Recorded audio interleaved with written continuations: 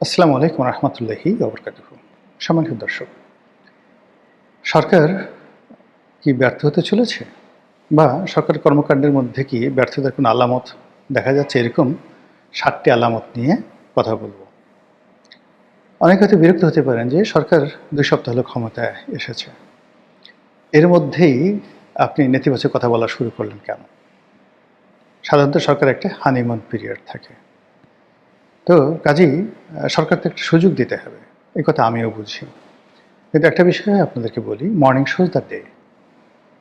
সকালবেলায় আপনি বলে দিতে পারেন যে দিন কেমন যাবে, নাম্বার 1।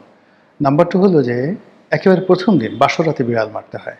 সরকারের সেই হানিমুন পিরিয়ডে যদি নেতিবাচক কথাগুলো বলা হয় সরকারকে, তাহলে সরকার খুব দ্রুত সিদ্ধান্ত পরিবর্তন করতে পারবে এবং সরকার ফিরে এসে সফলতার পথে পা বাড়াতে পারবে। কিন্তু আপনি যদি তাকে হানিমুন পিরিয়ড করতে দেন এবং একবার যদি সরকার কোনো কারণে তার যে কর্মকাণ্ড, নেতিবাচক কর্মকাণ্ড, সেই কর্মকাণ্ডের জ্বালা আবদ্ধ হয়ে পড়ে, তাহলে তারা চেষ্টা করলেও সেখান থেকে বেরোতে পারবে না। এখন প্রশ্ন করতে পারেন যে আপনি বিএনপির কে? আপনার কি কোনো পদ পদবি আছে? আপনি এত বিএনপিকে নিয়ে মাথা ঘামাচ্ছেন কেন? মূল ব্যাপার হলো যে আমি বিএনপির হয়ে নির্বাচন করেছিলাম 2018 সনে। এই নির্বাচন করতে গিয়ে আমি অনেক কিছু হারিয়েছি। আমার একটা পৈতৃক ভিটা ছিল, বহু পুরনো একটা গ্রামে বাড়ি ছিল। সেই বাড়িটিকে বুলডোজার দিকে ভেঙে মাটির সঙ্গে আওয়ামী লীগ সরকার মিশিয়ে দিয়েছে,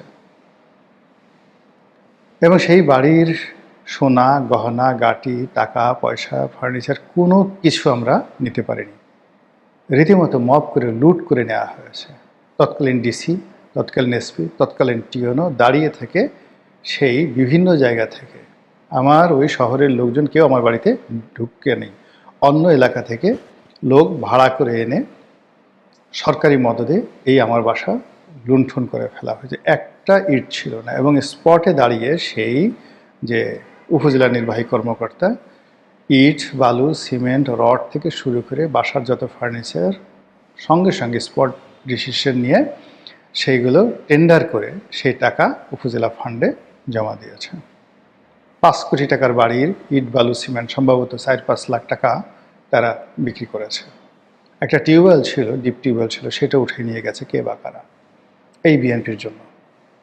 আমার ব্যবসা ছিল, বাণিজ্য ছিল, সমস্ত ব্যবসা বাণিজ্য তছনছ করে দিয়েছে আওয়ামী লীগ সরকার। এবং ফাইন্যান্সিয়াল সেক্টরে আমি যাতে একটু এগোতে না পারি, বিভিন্নভাবে যে মামলা মোকদ্দমাগুলো দিয়ে গেছে, সেই মামলা মোকদ্দমার দায় আমাকে এখনও বহন করতে হচ্ছে।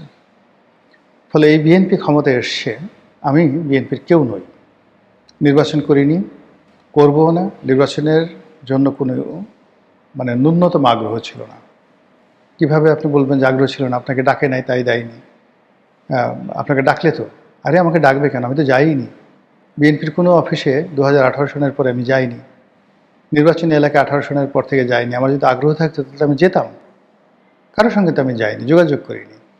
কিন্তু আমি চেয়েছি তারেক রহমান সাহেব প্রধানমন্ত্রী হোক, চেষ্টা করেছি তারেক রহমান সাহেব প্রধানমন্ত্রী হোক, বিএনপি ক্ষমতায় আসুক, আমার ক্ষুদ্র বুদ্ধি দ্বারা আমার পক্ষে যতটুকু সম্ভব সেই কাজগুলো করেছি। কাজেই তাদের সফলতা আমার কাম্য।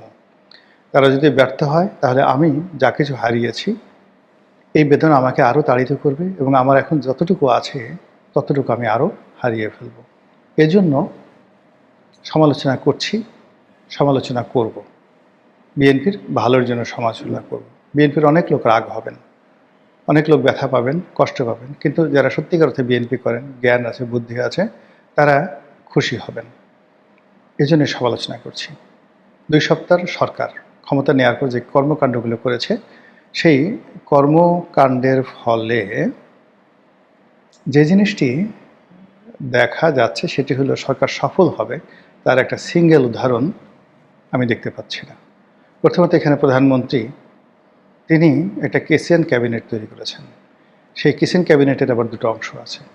বাংলাদেশে তারা গত 14-15 বছর যাবৎ নয়, গত 8-10 বছর যাবৎ যে সমস্ত লোক তার খুব আপনজন ছিলেন, তাদেরকে তিনি ক্যাবিনেটে স্থান দিয়েছেন।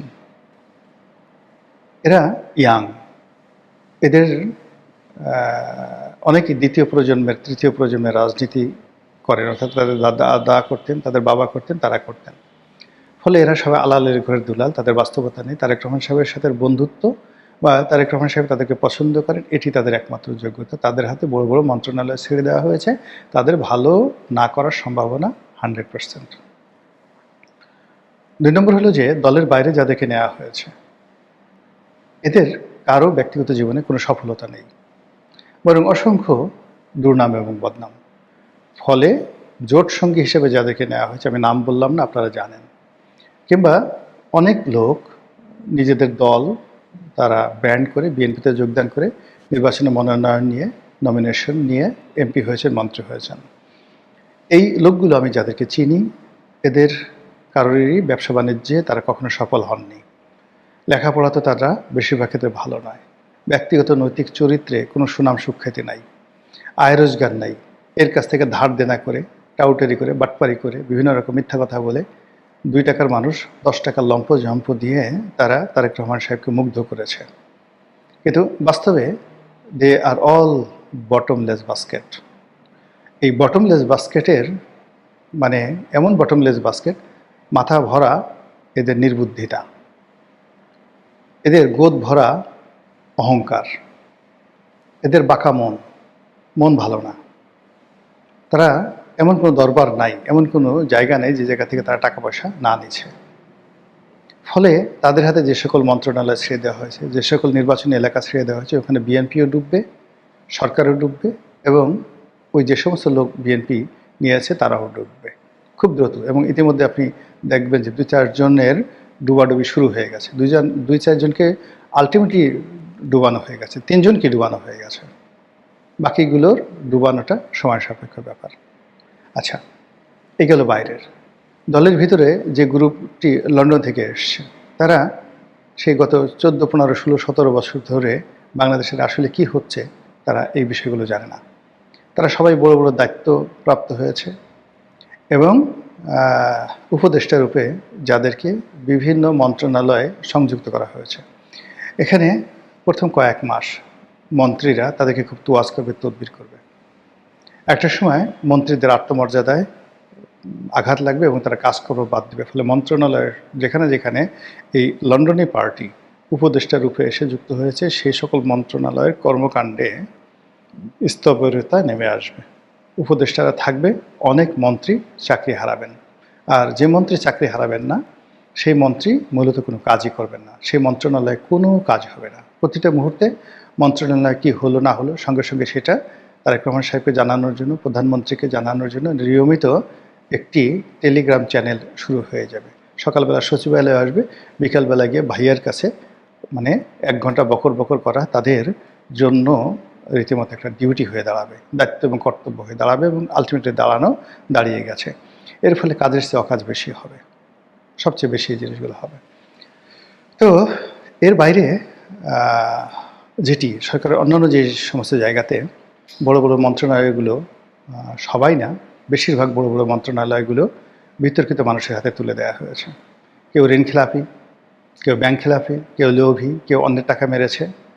এবং সবচেয়ে ভয়াবহ ব্যাপার হলো যে এদের একটা বিরাট অংশের সঙ্গে তারেক রহমান সাহেবের গত 17 বছর ধরে একটা মনস্তাত্ত্বিক যুদ্ধ ছিল। এদের একটা বিরাট অংশ একাগারের সময় দলের সাথে বেইমানি করেছে, এদের একটা বিরাট অংশ বেগম জিয়ার সঙ্গে বেইমানি করেছে, একটা বিরাট অংশ বেগম জিয়ার পক্ষে ছিল, একটা বিরাট অংশ তারেক জিয়ার বিপক্ষে ছিল।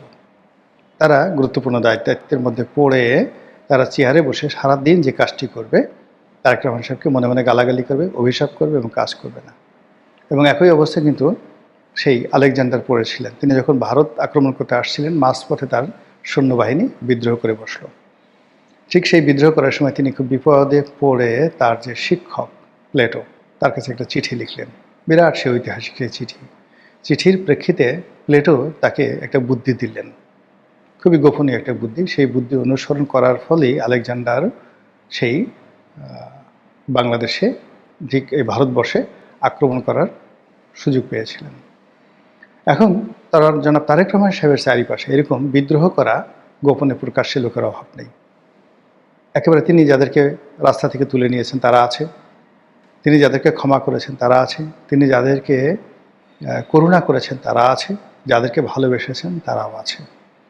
যাদেরকে ভালোবেসেছেন তাদের বক্তব্য হলো যে আমাকে ভালোবেসেছো ভালো কথা, কিন্তু আমার চেয়ে অমুকে কেন বেশি ভালোবাসো, আমার সাথে তোমার এত ভালো সম্পর্ক, সরি মাননীয় প্রধানমন্ত্রী, আমার সঙ্গে আপনার এত ভালোবাসা, এত সম্পর্ক, কিন্তু আপনি সেই ভালোবাসার সম্পর্ককে ভুলে গিয়ে গেদুকে এত বড় একটা মন্ত্রণালয় দিলেন, গেদুই আপনার এত আপন হয়ে গেল, যাক আপনাকে আর ভালোবাসলাম না। এই জন্য আড়ালে আবডালে বাসায় বসে বসে যে যার মতো করে সেই প্রধানমন্ত্রীর বিরুদ্ধে চক্রান্ত করবে, হাত নির্দেশ করবে এবং কাজকর্ম বাদ দেবে। এবং আপনি খুব দ্রুত দেখতে পাবেন যে নির্বাচনী এলাকার সঙ্গে যে এমপিদের যে সম্পর্ক এটি বিচ্ছিন্ন হয়ে যাবে। সবাই ঢাকা কেন্দ্রিক হয়ে যাবে ব্যবসা বাণিজ্য করার জন্য, টাকা উপার্জন করার জন্য তাদের মধ্যে একটা প্রতিযোগিতা দেখা দেবে। এবং সেই প্রতিযোগিতার ফলে কী হলো, সরকারের কাজকর্মে স্থবিরতা নেমে আসবে। ইতিমধ্যে সরকার যে কাজগুলো করেছে, প্রশাসনে ব্যাপক রদবদল করেছে এবং নিজেদের পছন্দের মানুষ নিয়োগ দেওয়ার নামে মূলত দলীয়করণ করার চেষ্টা করা হয়েছে। কিন্তু এখনো পর্যন্ত আমি যতটুকু দেখেছি পয়েন্টগুলোতে তারা পরিবর্তন এনেছে, কিন্তু সেখানে বিএনপির লোক বসাতে পারেনি। নয় আওয়ামী লীগের লোক, নয় জামাতের লোক। এর কারণ হলো আসলে গত 17 বছর ধরে বিএনপি আউট অফ পাওয়ার। ফলে বিএনপি যে ডেডিকেটেড যারা লোকজন আছে আসলে তারা কেউ নেই। বেশিরভাগ লোক আওয়ামী লীগের, তারা এখন সং ধরে বিএনপি সাজার চেষ্টা করছে। সার্টিফিকেট আওয়ামী লীগ জামানাতে যেভাবে তারা সার্টিফিকেট ম্যানেজ করতে ছাত্রলীগ করেছে, এখন তারা ছাত্রদল করেছে, এই সার্টিফিকেট তারা ম্যানেজ করেছে। অনেক বড় বড় পুলিশ কর্তা থেকে শুরু করে অনেকের এখন দেখা যাচ্ছে খুব দাপট। কিন্তু তারা আওয়ামী লীগ জমানাতে কী করেছে না করেছে, আওয়ামী লীগের লোকজনকে আপনি সুযোগ দেন, জিজ্ঞাসা করেন, তারা ভালো বলতে পারবে যে এই লোক আওয়ামী লীগ জমানাতে কী করেছে। এখন তারা বড় বড় পদ পদবিতে আছে। অন্যদিকে জামাত যেটা 2009 সন থেকে প্রস্তুতি নিয়ে রেখেছিল যে তারা তাদের যে গুপ্ত কর্মকাণ্ড সেটি সরকারের মধ্যে চালানো থাকবে। ফলে তাদের বহু মানুষ সেনাবাহিনীতে আছে, বহু মানুষ পুলিশ বাহিনীতে আছে এবং এখনও পর্যন্ত তারা 5% লোকের মুখোশ উন্মোচন করেনি। বেশিরভাগ মানুষ চুপচাপ আছে এবং তারা যে যার মতো করে পারছে জায়গার মতো ঢুকছে এবং সময় মতো তারা নাড়া দিলেই সরকারের বিরুদ্ধে কাজ করে ফেলবে। ফলে এই সমস্ত অবস্থা থেকে বাঁচার জন্য সরকারকে যেটি দরকার ছিল সেটা হলো মেধার প্রশ্রয়। মানে আমার নিজের কোনো লোক দরকার নাই, সবচেয়ে মেধাবী, রেজাল্ট যার ভালো, যে সফলভাবে প্রশাসন পরিচালনা করেছে, দুর্নাম নাই, বদনাম নাই, এবং সবচেয়ে আরও ভালো হয় যে তার কোনো রাজনৈতিক সংশ্লিষ্টতা নাই। যার যার রাজনৈতিক সংশ্লিষ্টতা রয়েছে, এমনকি যারা আওয়ামী লীগ করেছে, বিএনপি করেছে, জামাত করেছে, সবাইকে আউট করে দিয়ে যদি রাজনৈতিক সংশ্লিষ্টহীন একটি সিভিল অ্যাডমিনিস্ট্রেশন, মিলিটারি ব্যুরোক্রেসি, পুলিশের যে পদায়নগুলো করা যায়, তাহলে সরকার বাঁচতে পারে। আদারওয়াইজ এই সরকার খুব দ্রুত বিপদের মধ্যে পড়বে। সর্বশেষ যেটি বলি, আয় অনুযায়ী ব্যয়। সরকার এই গত 15 দিনে যে কাজগুলো করেছে, ইনকাম জেনারেট করার একটা সিঙ্গেল পরিকল্পনা আমি তাদের মধ্যে দেখিনি। কী করে ট্যাক্স বাড়ানো যায়, কী করে ট্যাক্স কমানো যায়, কী করে জনগণের স্বস্তি দেওয়া যায় এবং একটা স্ট্যাবল এবং যাকে বলা হয় ধারাবাহিক কনসিস্টেন্ট যে অ্যাডমিনিস্ট্রেশন গড়ে তোলার জন্য যা কিছু করা দরকার তার একটা কাজও না করে সরকার যে কাজগুলো করেছে তার কোথায় কোথায় দৈন্যতা আছে, সিটি কর্পোরেশনের টাকা নেই, ব্যাংকে টাকা নেই, এই জিনিসগুলো সরকারের কর্তা ব্যক্তিরা প্রকাশ্যে বলে দিয়ে প্যানিক ছড়িয়ে দিয়েছে। আর অনাহত অনেকগুলো ব্যয় বাড়িয়ে দিয়েছে।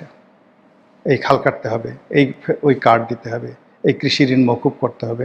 মানে একটা পয়সা আপনি আয় করলেন না 15 দিনে, ক্ষমতা এসে 15 পয়সা আপনি ইনকাম করলেন না, কিন্তু আপনি 15 টাকা খরচ করে ফেললেন। এবং যেভাবে এগুচ্ছে এবং যেভাবে এই খরচ করার একটা মহোৎসব তৈরি হয়েছে, বড় জোর 6-7 মাস এই দাপটগুলো চলতে থাকবে। এরপরে দেখবেন যে খাল কাটার জন্য যে কমিটি করা হয়েছে, এর প্রত্যেকটি কমিটির দিকে তারেক রহমান সাহেব তাকাবেনও না, এদের মন্ত্রিত্ব চলে যাবে।